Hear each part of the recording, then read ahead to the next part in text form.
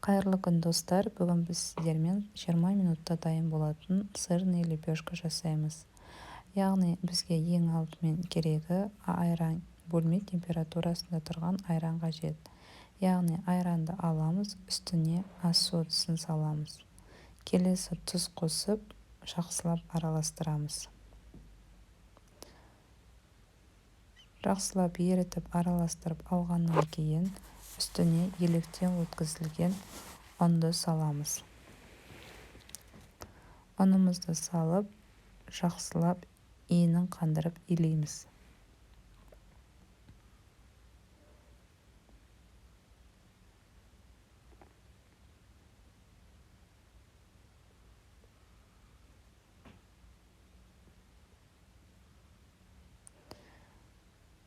Осындай қылдырып илеп аламыз. Нанымыз тым жұмсақ немесе тым қатты болмауы керек. 5 бөлікке бөліп, әрқайсысынан домалақтап шарик жасап шығамыз. Келесі кішкене ұн сеуіп, нанымызды тарелканың көлемінде етіп, кішкене оқтаумен жазамыз.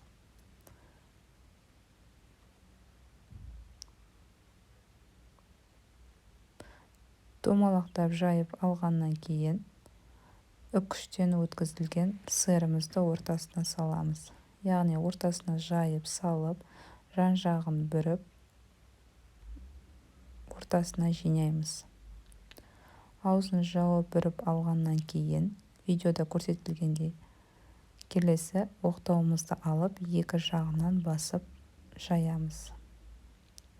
Екі жағынан басып шығып, барлығын осы видеода көрсетілгендей етіп, барлығын жасап шығамыз.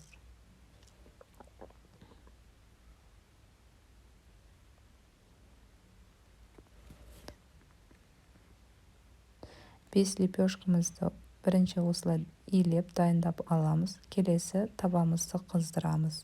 Яғни табаға ешқандай май жақпай, қызып тұрған майда екі жағы қызарғанша пісіріп аламыз. Піскеннен кейін үстіне қалауымыз бойынша сары май жағуға болады. Сіздермен болған Ақжан. Рецепт ұнаса лайк басып, маған тіркелуді ұмытпаңыздар.